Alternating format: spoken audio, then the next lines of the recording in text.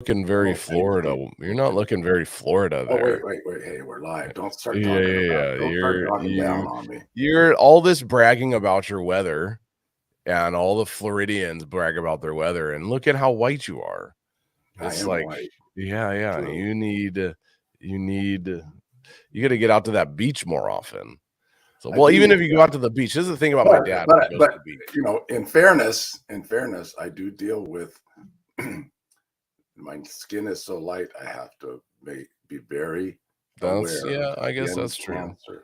I That's have true. to. You do wear jeans at the beach. I don't even understand that. No, I don't. Now you're just telling stories. Well, sometimes you gotta fabricate to get the point home. So, well, everybody, welcome And to what am I doing? I am sharing this post. Sharing It. That's right. Welcome to the Dream Show. Final Friday of every month, we go live. We interpret your dreams. We answer your questions to the best of our ability, anyway. And we try and help you make sense of what's happening to you in the night season. And sometimes we're And actually really good at it. sometimes we're good. Yeah. Sometimes, We just kind of take it or meander leave it. about. Yes. Yeah, we meander about. That's right. That's right. So we have just got a message from some people. We're just now jumping on live, so a couple minutes behind. So great to see everybody. Great to see Chrissy jumping on, Jim jumping on.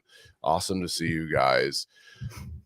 I've been just recovering from a bit of a flu/cold, and so you might notice a bit of congestion, and I might cough a couple times. So please give me some grace with that. And but we're live here for another episode of the Dream Show, firmly into 2024 now.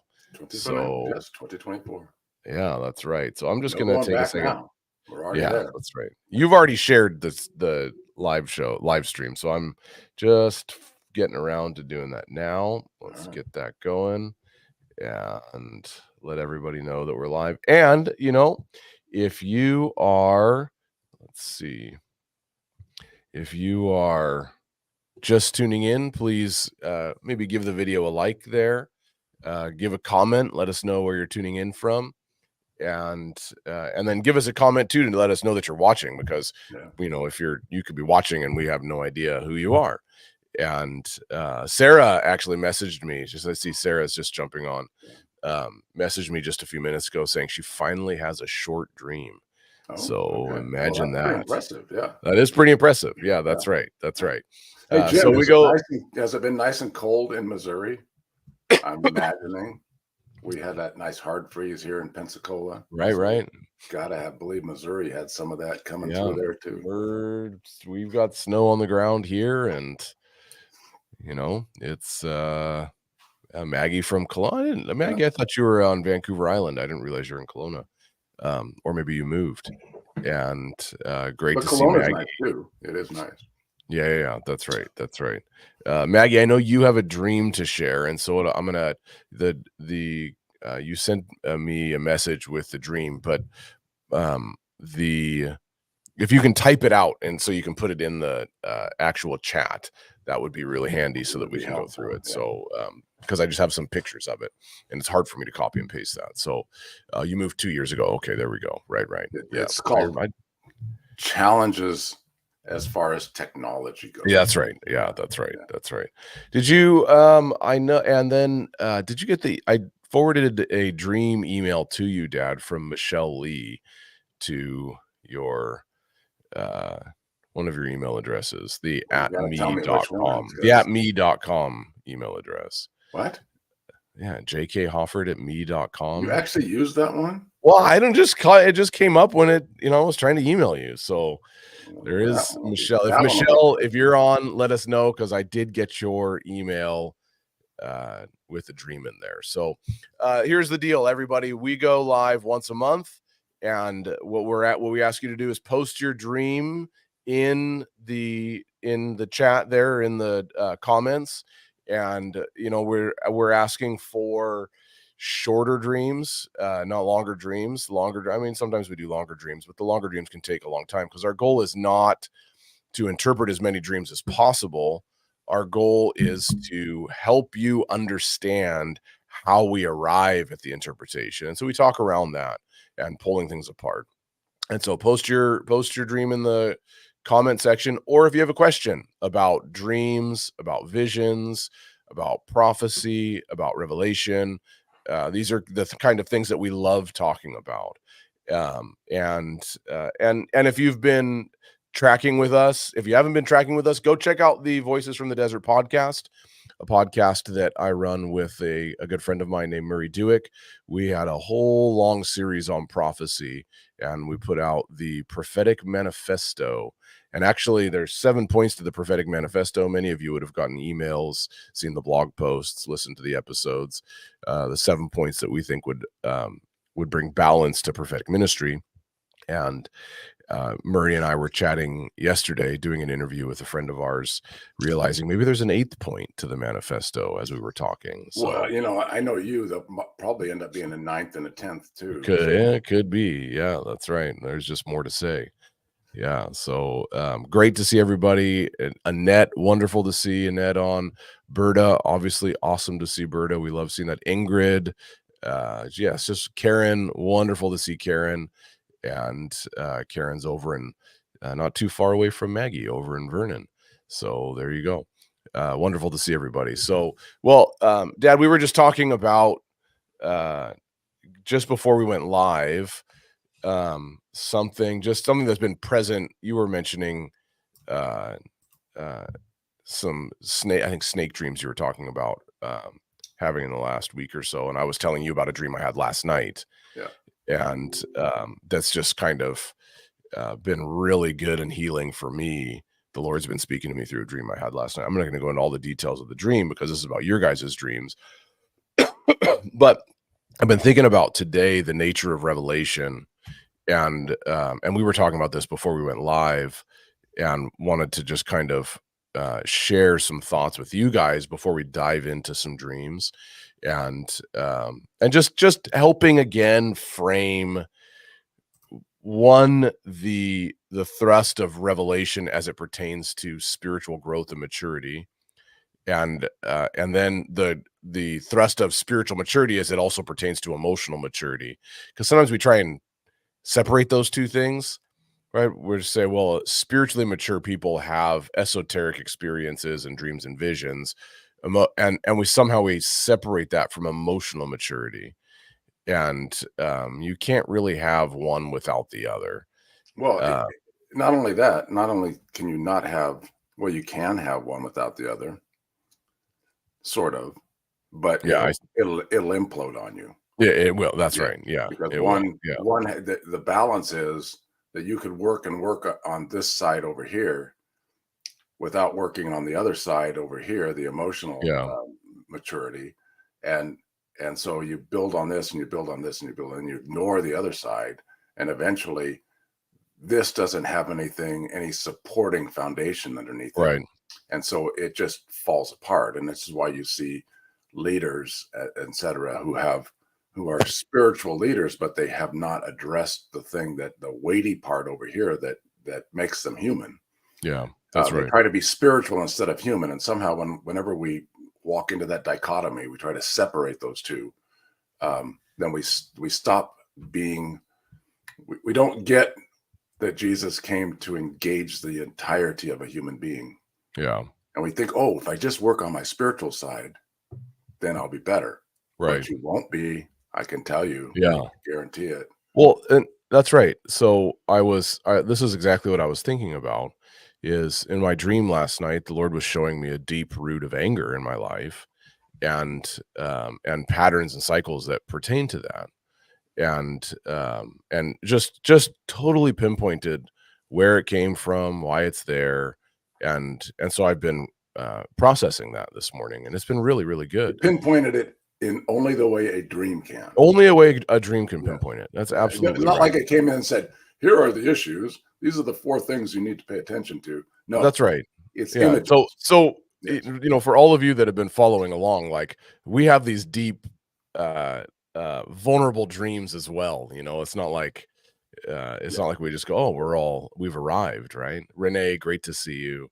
And so one of the things I was reflecting on in that is that revelation comes, right, reveals to me a deep facet of my character that was formed by some verbal abuse and trauma that I experienced when I was a young boy. Malformed. Yeah, malformed. So, and I wake up from the dream and I connect it to an interaction I had with my son yesterday, and went, "Oh my goodness, that's why I responded that way." By the way, thank God I'm not the bad person in this dream. Yeah, he's not the bad person in this. Yeah, just wanted to point Usually that out. I can find some way to tie it back to my dad, but this one wasn't tied back into my dad. That's right. And I was reflecting on this, how revelation, because sometimes we get this idea that revelation comes to reveal the great call, destiny, or future of an individual, of a country, of a organization, whether it's a church or whatever. But I was thinking about this, that revelation actually serves to it doesn't point the way to the future in I mean, sometimes it does. I'm not saying it doesn't. But there's a facet of revelation that actually clears the way for the future to happen by pointing out what hinders the future from happening. Right. And a couple of examples in scripture would be 1 Corinthians 14, when the unbeliever or the uninformed person walks into the midst of everybody and the secrets of their heart are laid bare, and they declare that God is among you. So you've got revelation that comes to the heart, revealing the secrets that are there, and it's the catalyst for this particular individual, the monolith of the individual, saying, God, I can sense a profound presence of God's presence, or profound nearness of God's presence. Right. Or great calamity prophesied by Agabus in Acts 11. I was thinking about this too. And it's not so that, oh, there's a great calamity to come. It's so that the church can rise up and provide for the people that are going to be impacted by the calamity, right? So revelation comes not so much to say, well, this is what's going to happen in the future, but to clear the way for the gospel to actually penetrate in Acts, the particular area that it needs to penetrate, and then in 1 Corinthians 14, the heart of the person that it needs to penetrate. And this is I'm just kind of thinking about it as it's kind of stewing with me, because it's been happening with me today. That revelation has this way of revealing, like here's one way of saying it. In Jeremiah, when Jeremiah is called as a prophet, God marks out the distinguishing marks of Jeremiah's prophetic ministry and says, there are 6 things you're going to be doing. I'm going to use you to do. And they can fall into 2 categories. And the 2 categories are to destroy things and to build things up. And there's 4 different words that he uses for destroying, and 2 different words he uses for building up. I think it's to build and to plant. And so it's like, in order for down and the building up. Exactly. So in order for Jeremiah to build, things need to be torn down, and there's twice as many things that need to be torn down as need to be established and built up.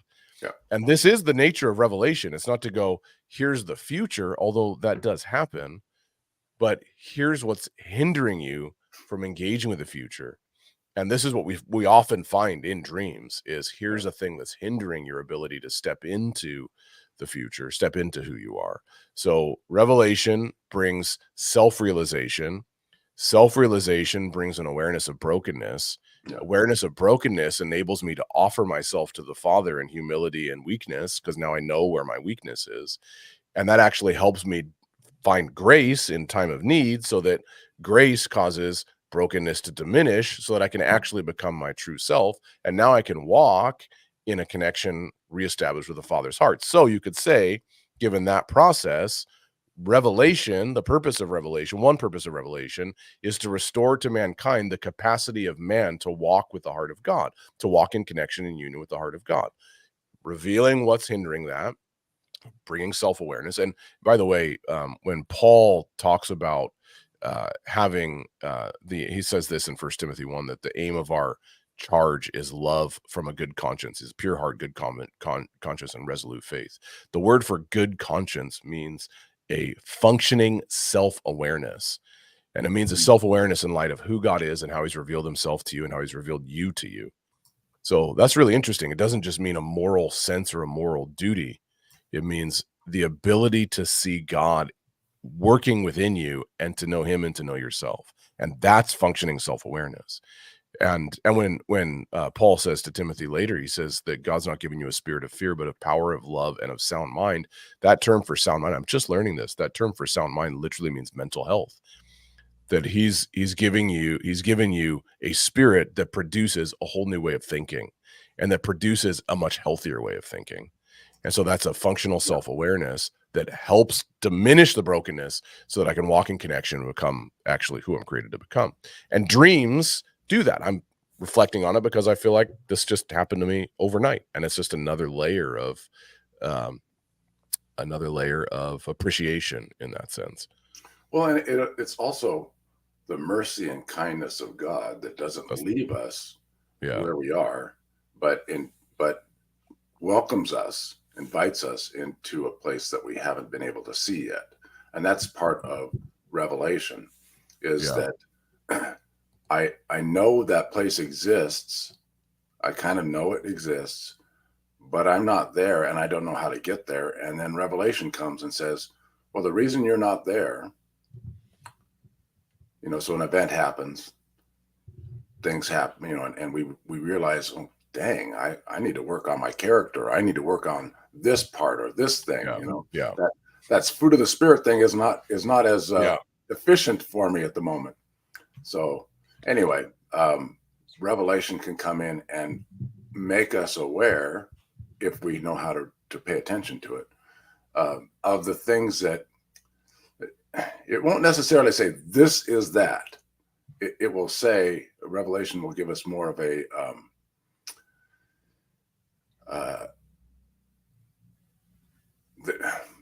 so let me say it this way. We don't think very often in words.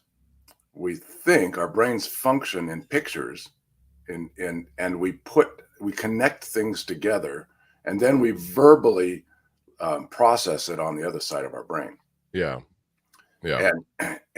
But our initial understanding is something we see, and that's so much more powerful than trying to just put words to it. So what we couldn't see, we all of a sudden can see. And that's the place of revelation, that, as we call revelation, is that we have understanding that we couldn't process before, but now we can start to put words to it because we can see it from a different place. Like just a simple example, you don't have to teach a baby to see. You have to teach a child to talk, right? It's a natural function of being human, when everything's working properly, of course. It's a natural function of being human to be able to see, but it's not a natural function to be able to talk. You have to learn a language, right, and learn how to express yourself verbally. So that's the same kind of thing. Revelation, you see something, and now I have to be able to process, interpret, analyze, apply, and walk through the whole thing. And that's the journey, right? That's the working out your salvation with fear and trembling. That's the he's not given what you were saying. It's his spirit that leads. There's the kindness of God that leads us to a whole new way of thinking, right? And so that's always what excites me about dreams. And I've never failed to at some point have a dream that renews my, oh my goodness, God can reveal to us in dreams the things we struggle with. And so it just so happened to be last night for me. And so you're getting the tail end of my excitement about that. Okay, we've got a bunch of dreams in there. I can see people are posting. So what are you thinking, Pops? So Maggie's got her dream she put up there. Yeah, I'm trying to find out where she put it, because it's not popping up on your page. I don't know if she did it on Wind or on what. It would have been on Wind or on. Let me see. We're trying to find it. So just bear with us. Yep, there it is. Okay. Yeah, because it's longer than. It's a bit long. It's a bit longer, but it's actually. Long. But I just need to pull it up so I can put it on Word. But I thought it was a really interesting one, so let's work through that. All right. Yeah. And by the way, Berta said that she really liked both our hats. I know. I saw that. I saw that, and I just have to say that. Yes. This is my new favorite hat. Is it? Yeah, I just got it about a week ago. So very happy with it. Well, that's good. Yeah. As you should be. I mean, a hat is, is an expression of your inner self. Or That's maybe right. not. Maybe it's just a hat that covers your head. Could be. Yeah. That's right. So, all right. So we've got a few dreams here. All right. Let's go for it. Did we talk about Revelation already? We talked about it. Yeah. Okay. Right. Just checking. I've been pulling dreams, so I'm back and forth with you. So, there's one other thing about that whole revelation that moves us forward is that, like for Wind Ministries, we do some deeper inner healing. That's true. Saying that that Aaron and Teresa both are certified in. And one of the things about those places of deep inner healing is that, number one, it stirs up things that we haven't been able to see before. It's a revelatory engagement. But dreams are part of that process as well. So a lot of times we're in the midst of a healing season. We'll call it a season. Yeah.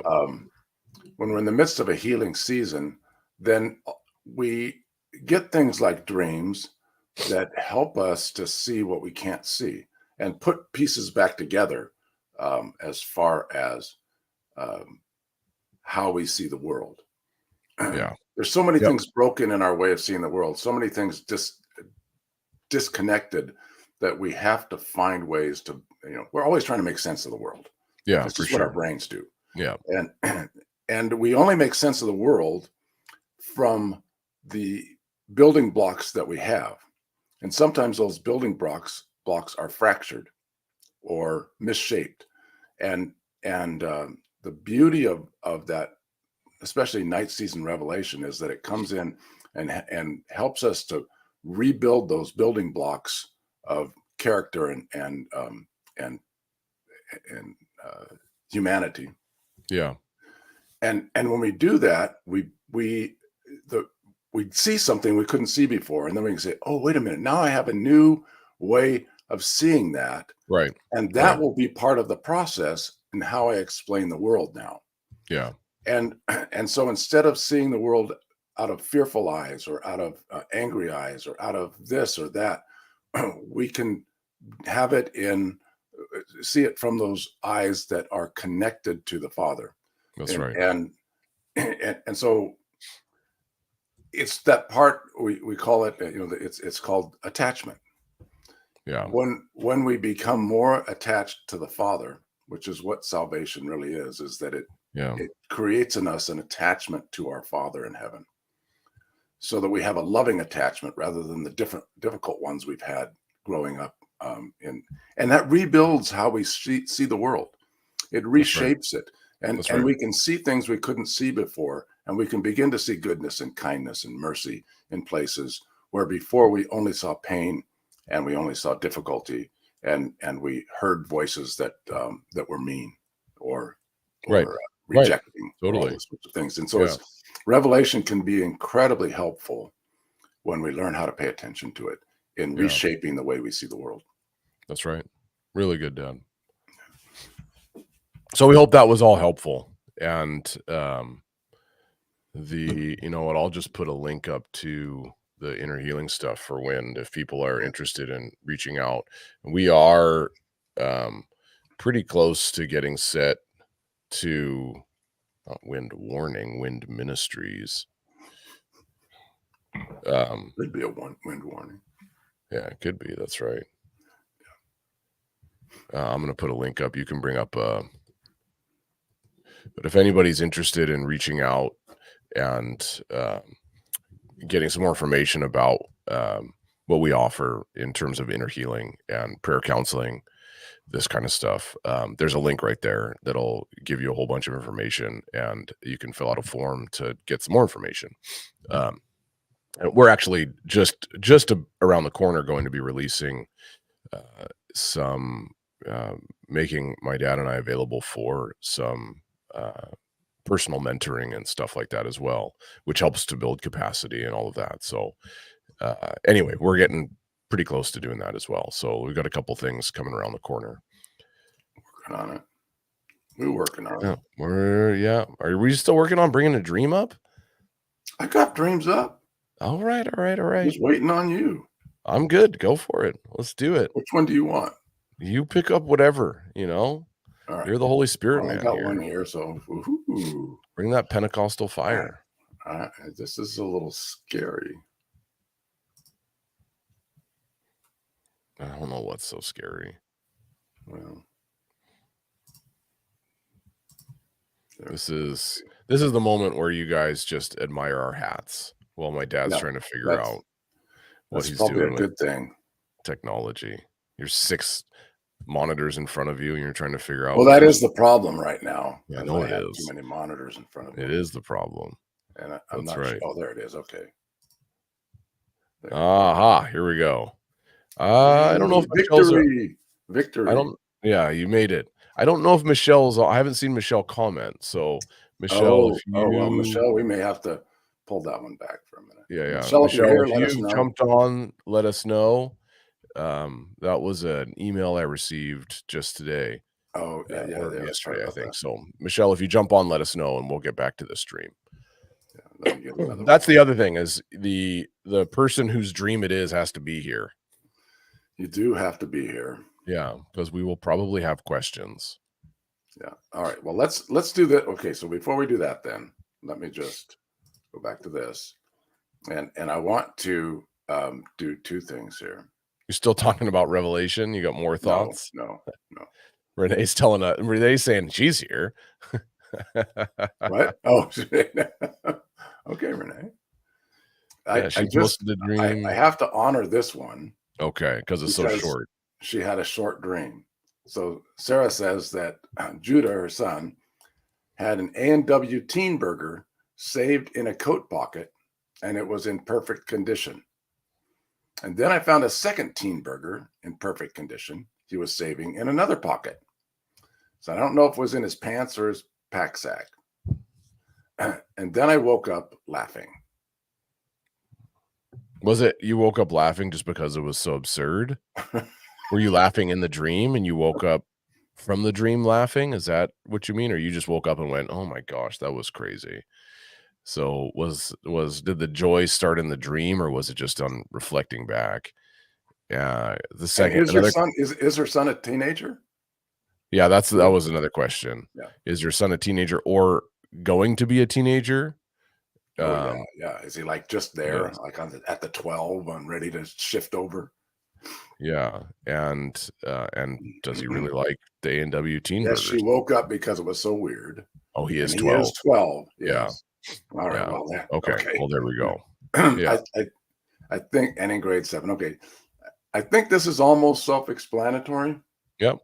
And as funny as it is. So a Teen Burger. Perfect condition. 2 of them in perfect condition. Saved. Yes. He's been waiting. Yeah. He's been preparing to make this transition. He is all ready for it. He's even got the stuff that goes with just being a teenager already in his pocket. Yeah. He's been thinking about this. If you wondered if he was ready and prepared to make this shift, becoming a teenager, well, now you know. Yeah. He's all in. Yeah, that's right. And actually even more prepared than you thought. He's got 2 burgers. Exactly. He's got 2 burgers. Yeah. Right. Like you thought maybe one, but it's definitely a teenage boy thing to do. Yeah. So exactly. Have 2 perfect Teen Burgers. Yeah. 2 days later, we found half a cheeseburger in his coat pocket. That's awesome. Yeah. I would just take this as a lighthearted way that the father chuckles and goes, he's going to do okay. Yeah. You don't need to be worrying about this one. He's going to do okay. Yeah. He's got things under control. Yeah. That's right. Yeah. That's pretty good. It's a great dream. Yep. Yeah, exactly. Karen, he's holding on to the time when he can be a teenager. That's right. Yeah. Well, that's a good one. Okay. All right, another short one. Deborah. She says, "Hi, I had a dream where I'm in my bed. My ex, Dean, was standing at the door looking out. When I looked at the door, there was like this light on the other side looking in. When I looked at it, the fear penetrated my body and woke me up. This is not the first time I've had dreams concerning fear, but it is the first time my ex was in it. Thank you." So we're back to your conversation earlier about seeing things you couldn't see before in your dream. Yeah. So here's a dream where she's had the same kind of dream, but never with some of the components that are in it today. And so the quick question, Deborah, is the light. Because normally if you see there's light, we're assuming that it's a good thing and you're Right. seeing things you couldn't see before. So tell us a little bit about this light that was on the other side. Was it like something was trying to shine itself into your room in a bad way, or what's going on with that? Yeah. Was it Like a like, menacing sort of a light, or yeah, was it like a colored light? Like, was it like a red light? trying to A expose light. something it shouldn't be able to expose? I don't know. It just yeah. So it was this. So it was bad. And Deborah, you said the light was a person, like shaped like a person. Ooh, interesting. Is that no? It was a white light, but But not a good one. yeah, it was It was bad. producing It fear. was it was you looked at it and, well, this isn't good. Was your ex, um yeah, it was shaped like a person. Was he looking at this light? Was he like trying to welcome it in? Was there any interaction between your ex and the light? Um and Well, there's one big scripture that just comes to mind on this. yeah, go ahead. Who is it comes around pretending to be light? All right. Yeah. Yeah, go for it. Yeah, I Well, mean, that's right. yeah, just um there is that whole thing where there's the I hate to say the enemy and all that. I find this language to be problematic. Um, so you just have to bear with me. I there is there are forces set against humanity that are not happy with who we are and how we are meant to represent God and to be fully fully whole inside. And Yeah. so those things present themselves as something that they aren't, to try to manipulate us and deceive us into going directions that we're not supposed to go, that are not helpful for us. So if some people are fascinated by light that isn't healthy, that says that they've been hijacked internally and they are captivated by something that's not healthy for them. But you at least are aware that what's trying to present itself, what's trying to come, is not good. It creates fear in that it is trying to do something that shouldn't be done for you. And so fear in this sense is my understanding of this dream, and you can correct me, Josh. I'm happy for that. But the fear in this dream is not so much I'm panicking. The fear is something good is not happening. Would that be correct, Deborah? That's a good clarifying question there. Is the fear, is it more of a panic, or is it this was supposed to be good and now it's bad? Like, can you describe the fear a little bit? I in a just in a general sense too, having she's in bed. She's not in this is interesting. She's not well, another question about the dream too, Deborah. Were you aware in the dream it was like were you back together with your ex, or he was just there? Um she's not sure of the question. Can you clarify the question? Oh, So, about fear. Okay, yeah. so there there's a fear that warns us, that fight or flight sort of a fear that says, what I'm seeing is not helpful, not healthy. It's not good for me. And I need to get away from it. And there's a fear that debilitates us. Irrational. That simply says, well, yeah, exactly. It's irrational. It doesn't really say a lot. It just creates in us a panic. So sometimes if we have fear, fear can be a helpful thing. Right. If a bear is coming at me, I should be afraid, and I should get the heck out of there. Yeah. But if I just have this sense that something bad is going to happen and I'm fearful for it, I have nothing to base that on. And that's more of an irrational sort of a fear. So there's a healthy fear that says, get out of here. Yeah. So in a general sense, she's not in bed with her ex. No. Right? So she's not back in a relationship with her ex. Right. But her ex is still hanging around. In the dream. Still has an influence on the place. Yes. Well, and it's not, but it's not about her ex. It's not about Dean. No. Right. The ex represents an old way of relating, an old way of thinking. Right. Exactly. That's it's an ex relationship. It's an old way of relating. So you're not wedded to it and you're not in bed with it, but it still lingers around.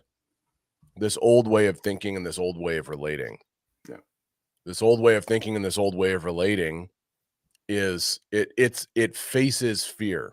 And so it crops up because you're in a place where it should be restful and intimate in the bed. Yeah. Right. But this fear crops up every now and then. I have a cough drop in my mouth so I can keep this. You guys aren't together. Yeah. The dream's not about him. The dream's about Deborah. The dream's showing Deborah that there's some old patterns that crop themselves up, that when the Lord's invited you to a place of rest and fear, what the enemy tries to do is rob you from that place of fear, or from that place of rest and intimacy with fear. And so it's an old way of relating. It's an old way of seeing things. It's an old habit. You're no longer, his word is like fire. Yes, we're interpreting dreams from comments in YouTube as well. So there's a distance between you and these kind of cycles of fear. That's not, I would imagine the fact that he's at the door, he's not in the bed, and you're not in a relationship with him, he's just there, means that they're not as dramatic as they used to be. And there's a distance, but they still hang around.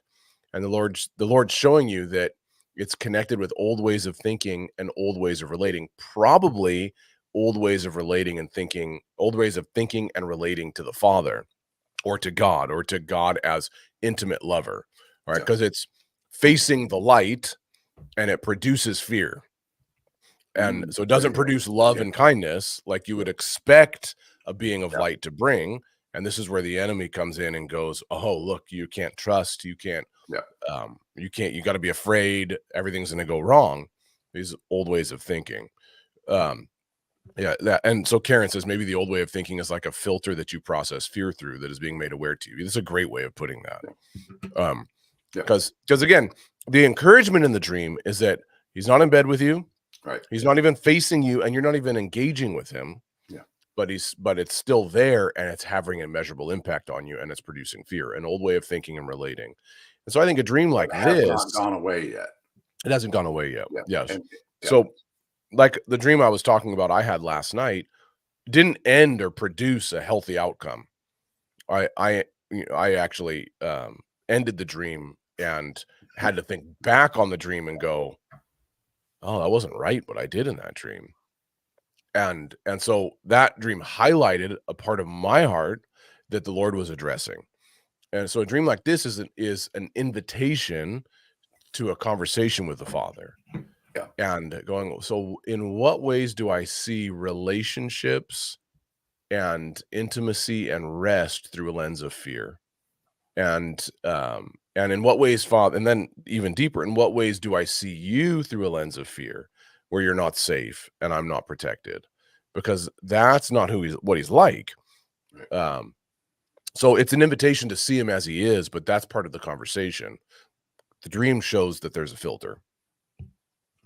Well, and I think the part that I was focusing on as well in that dream is that the ex-husband, or the issues, as we would kind of say, is looking at the light, and that's not the relationship she had with him. Yeah. So what is he looking at? Yeah. Is it accurate? Is it representing God, or is it representing something that's not? Is it a false light? And that's where I'm coming up with false light on. Yeah. No, that's good. Yeah. See how we have to negotiate through dreams sometimes. Yeah. Understand how they flow together. It's not. And Deborah says God, B, C. Yeah. God's helping me deal with relational wounds very deeply to see that not everyone is out to hurt me or get me. Yeah, and that dream is directly pointing to that. Yeah, for sure. It's not about your ex. It's not about Dean. These kind of dreams are about us. They're about you're the central figure in the dream. That's one of the first things we look at is who does all of the action revolve around. And all the action Dean's not even doing anything. He's just standing at the door, right? All the action revolves around Deborah in the dream. And he's not even paying attention to her. Exactly. So the fear hits her. She's the one of watching everything. She's the one engaging with everything, wondering what Dean's doing there. She's the one looking around. She's the one who sees everything. Everything happens to her. And so the dream's about Deborah. If everything happens in the dream to you, the dream's about you. Yep. It's not about Dean.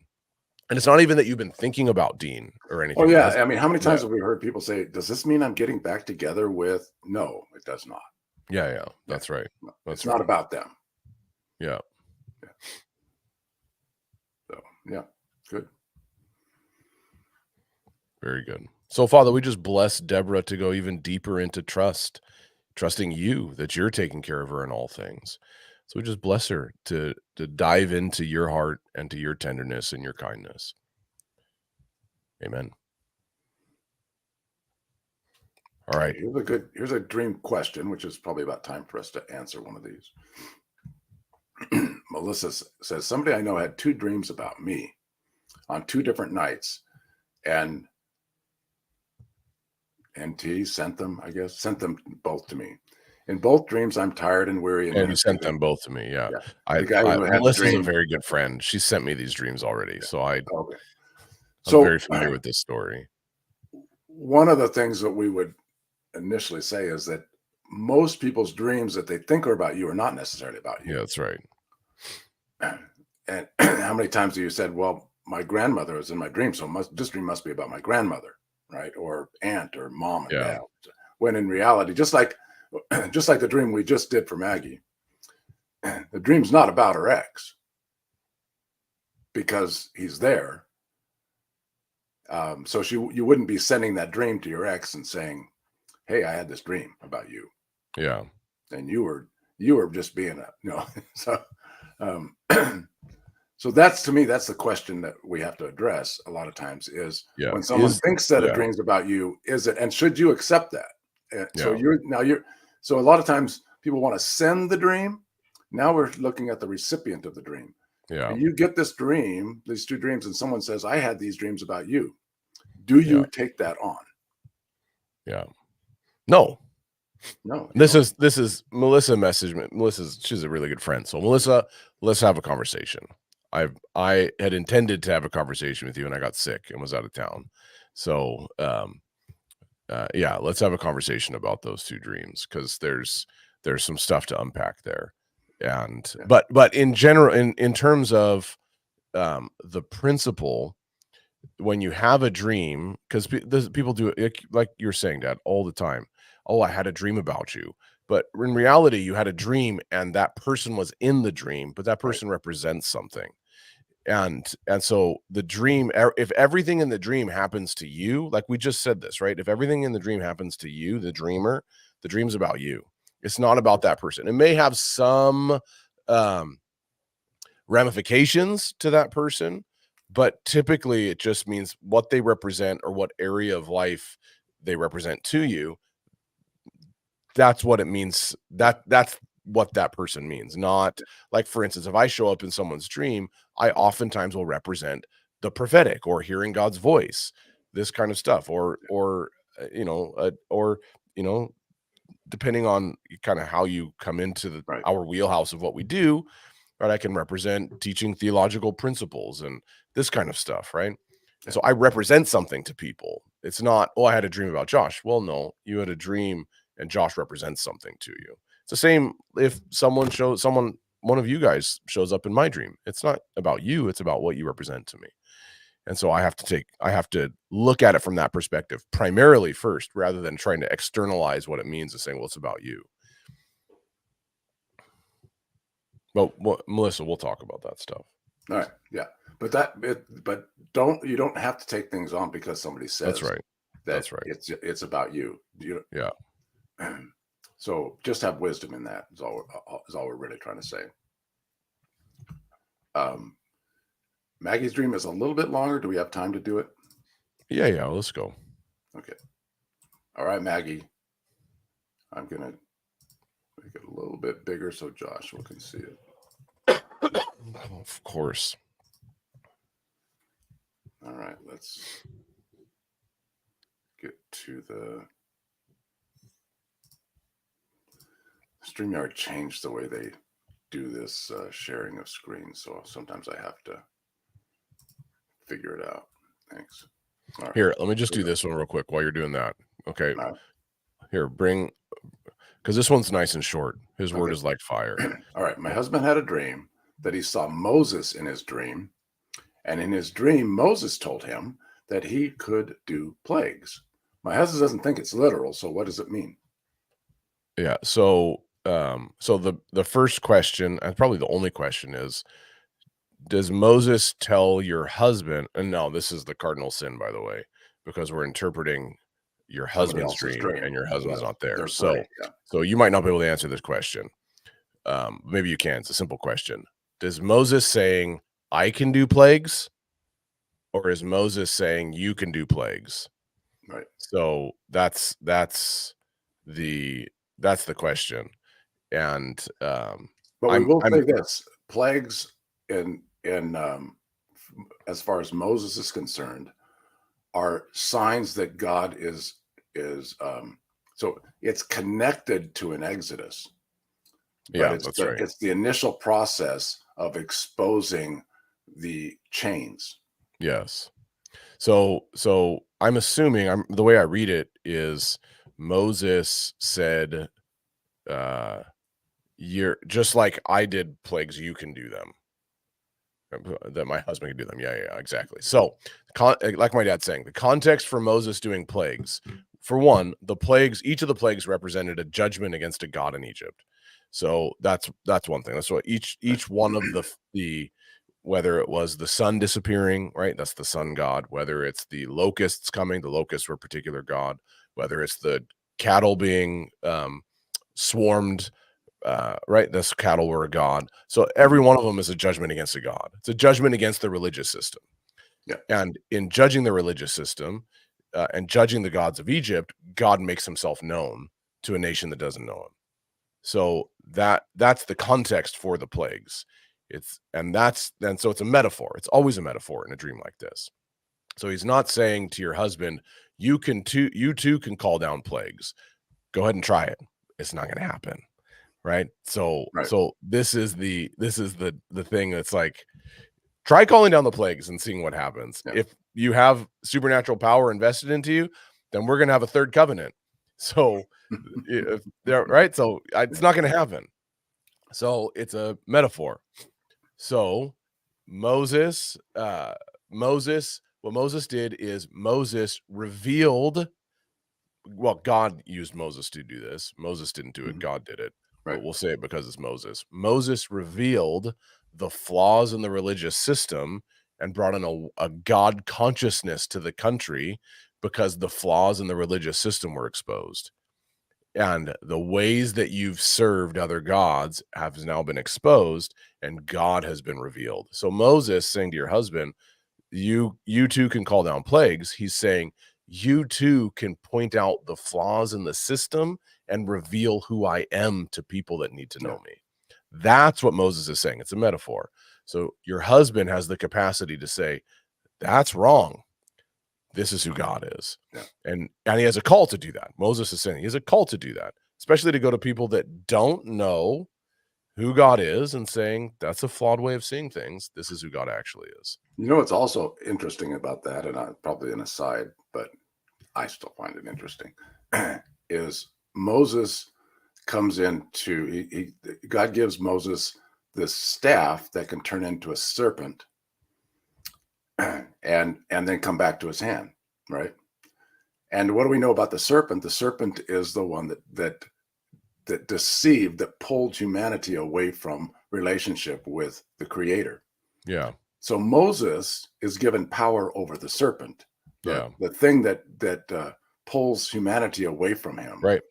And not only that, he's the very serpents that even the serpents that the magicians can conjure up that still have power over the thinking of humanity. Moses' serpent, the power he has over that serpent, even devours other lies. Yeah. So Moses has power and control over those things. Yeah. And that's comes through in the whole plague thing, where Moses has, through God, through the Creator, has power over the lies that separate humanity from the Creator. Yeah, and that's right. and that's the beauty of it, is he can help people see this. Yeah, that's right. That's right. Absolutely. It's a beautiful dream. Yeah, it really is. But it's one of those ones you wake up from and go, should I try it? Yeah. All right. So now you got 2 minutes, and I know you've got to be there. No. We're good. We can go. We'll go till an hour, like we normally do. I've got meetings, but okay. I can push it 5 minutes. So all right. Well, let's do.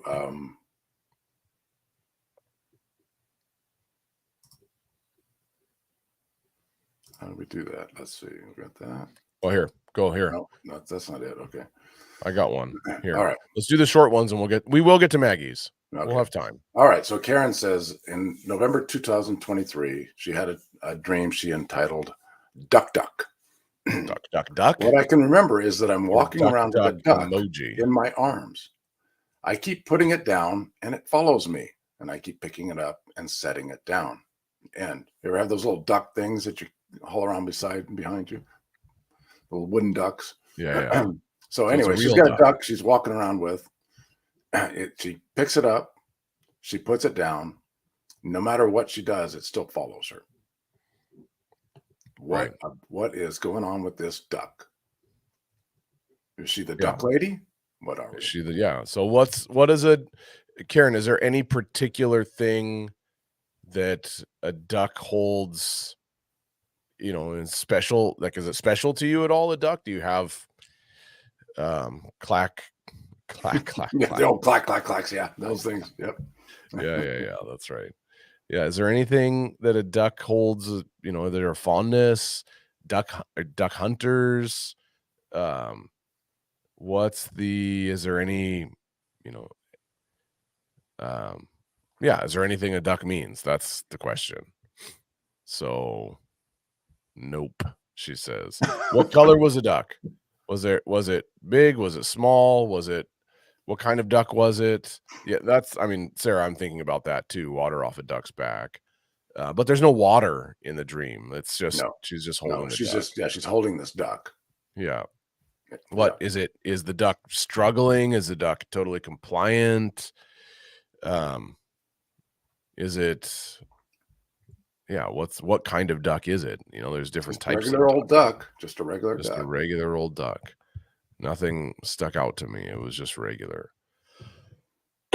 What do you think, Dad? I'm stumped. Are you? Okay. Yeah. So what would we say a duck means? Yeah, you go. You just go ahead. Well, I mean, it's a word, could be a word play. It's comfortable on the land, in the water, and in the air. Oh, there you go. That's good. So it has the ability to navigate any terrain or any circumstance, and she has become connected to this duck in her dream. That's good. And that duck is kind of represents her in a sense. You have facility to do whatever you need to do in whatever circumstance you find yourself in, and it's not going away. Right. So when you find yourself in difficult circumstances, remember that you have the ability to just navigate it. Yeah, and Karen says was almost like a pet. Yeah, Yeah. and pets take on our characteristics, Right. and they can oftentimes represent aspects of ourselves. Right. And I love that when she tries to put it down, It just it follows her. just follows her, Right. right? Yeah. It is. Yeah. I don't know if I want to do this thing right now. And it's like, well, I'm going to be there for you. Yeah. Yeah. Yeah. Nothing negative. There's nothing negative in the Right. dream. Yeah. Right. Yeah. Yeah. So no, that's good. To take cover, duck. Yeah. Well, and this is where, I was thinking about in line with that is you've got the statement duck off or water off a duck's back. Right. You've got the wordplay for duck and cover, duck and run. right? Yeah. Right. But usually the word picture will play out with the duck, Right. not just a duck happily waddling along. A So duck friend, yeah. Yeah. So that's why, yeah, no harm, no foul. Yeah, exactly. I wasn't insulting anybody. So my point is I was thinking of those things, right? I was thinking, well, but it doesn't line up with what the duck's doing in the dream. So that's why I deferred to my dad, because I was going, no, the way I'm thinking about it doesn't make sense with the dream. So Dad, what do you think? Yeah, duck, duck, goose, but there's no goose either. So there's no goose. No. Yeah. Okay, let's do Maggie's dream. Okay, let's do it. Come on, you silly thing. Okay, I got to do it all over again.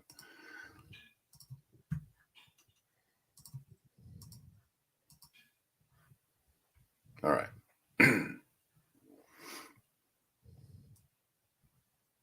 All right. So Maggie says in her dream, she was either dating someone or engaged to someone, but she had a revelation from God that she needed to go back to a man she had loved before.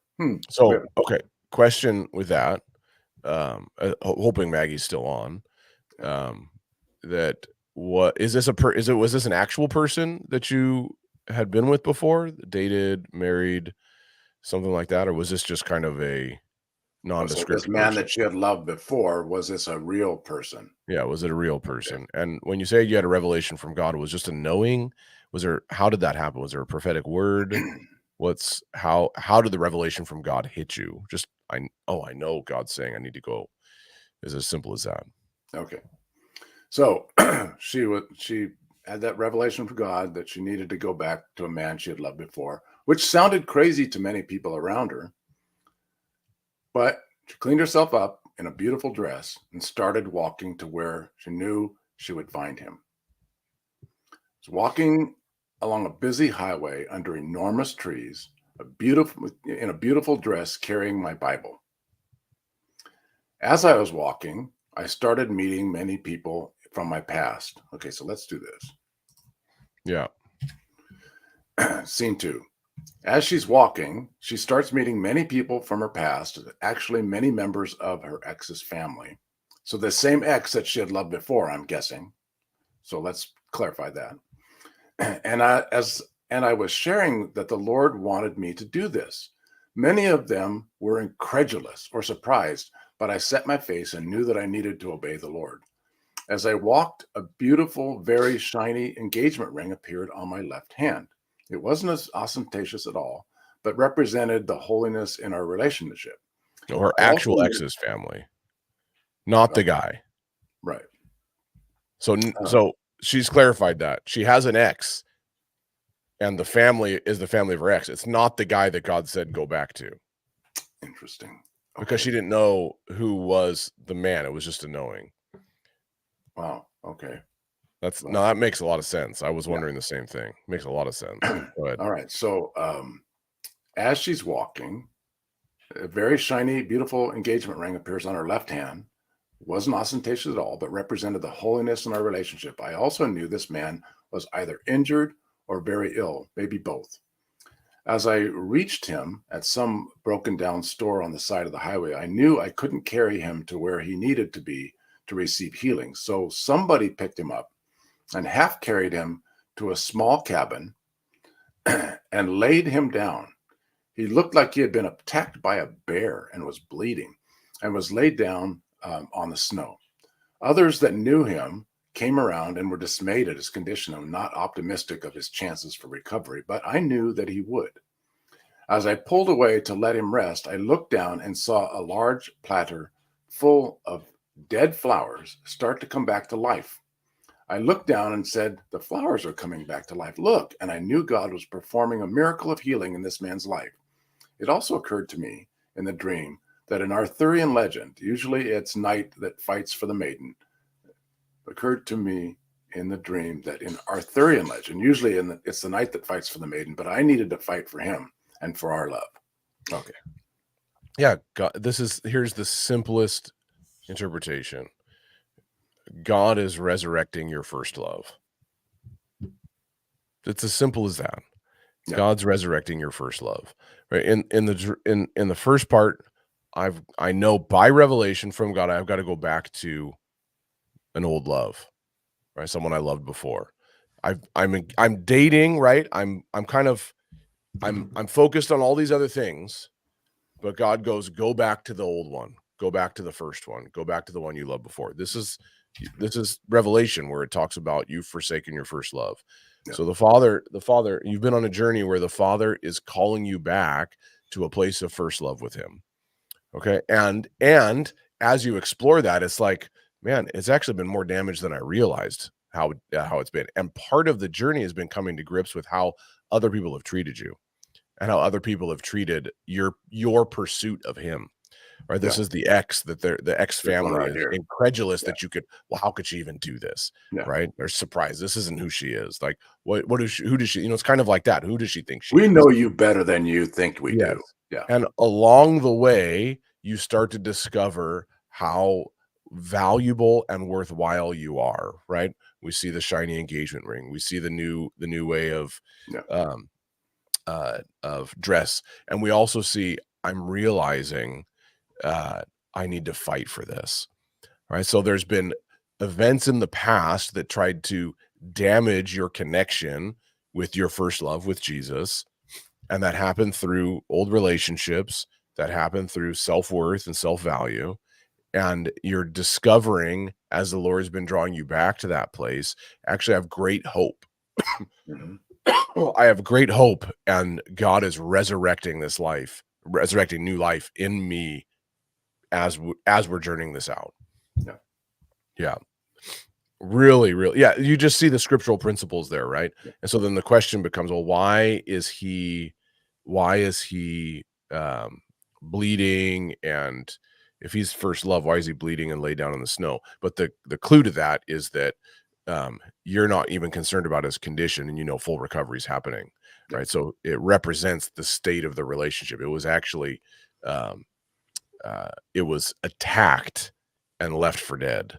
Yeah. And God's going, no, it's time to resurrect that old love, that first love, not old love, that first love, that place of intimacy and that place of union and abiding, that he's been calling you back to that.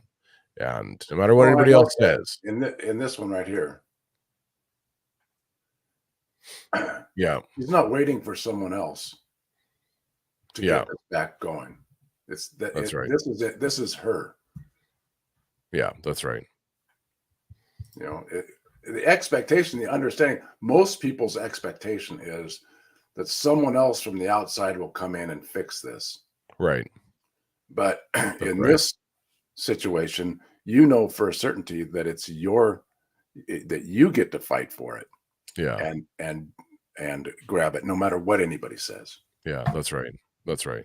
No matter what the input is from those who have prejudged you based on their relationship with you. Yeah, that's right. Absolutely. Oh, I know you. You're just this. Right. Yeah, This is who you are. And it really is a beautiful dream.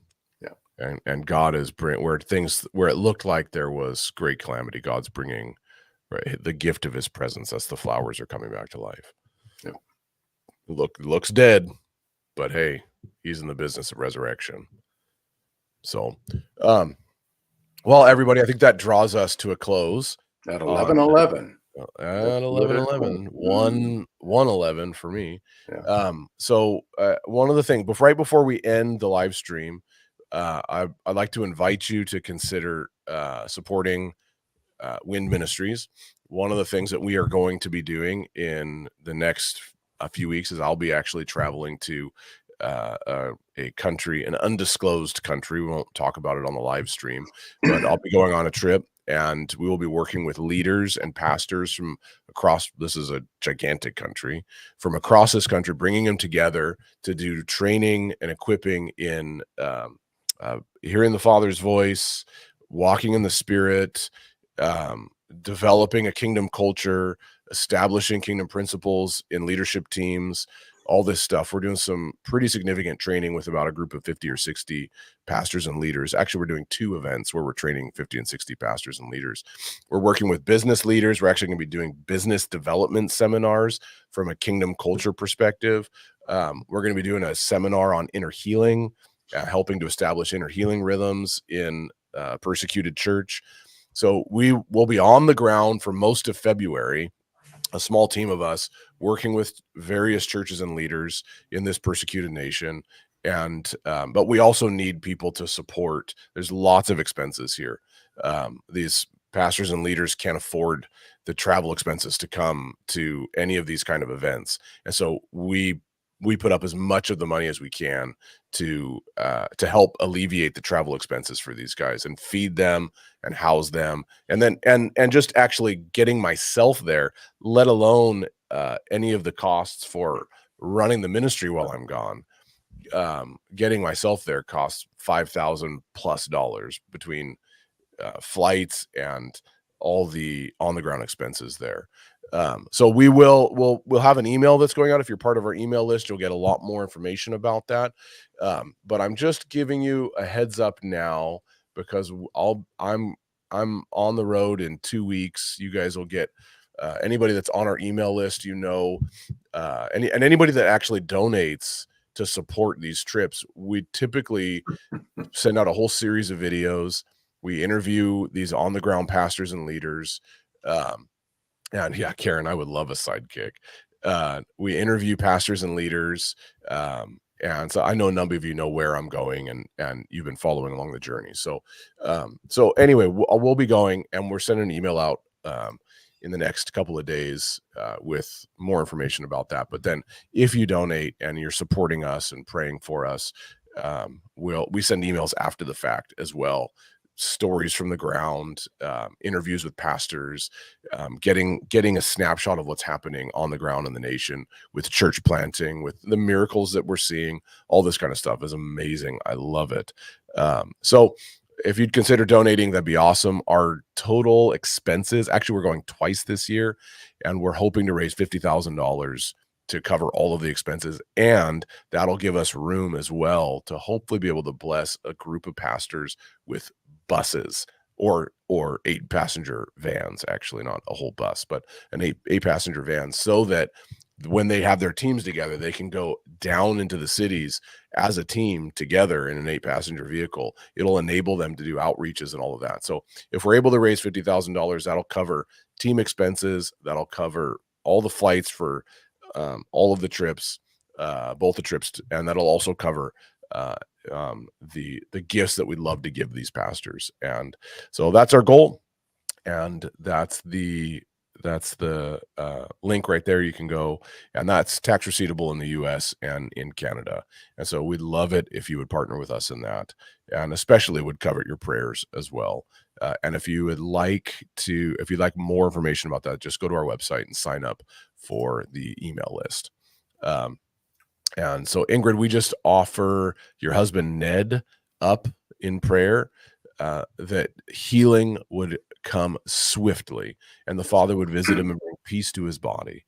And Father, you'd speak to the doctors, you'd speak to the nurses, that you'd speak to Ned and Ingrid, and you'd bring peace in the family, and you'd bring well-reasoned treatment. But Father, most of all, your Spirit would come and supernaturally recover Ned to health. And so we thank you for Ingrid. We thank you for Ned. We bless them in your name. Amen. Amen. Well, thank you all for being with us today. We've had fun, and hopefully you did too. That's right. And may the Lord bless you and keep you, make his face to shine upon you, give you peace, and we will see you next time. That's right.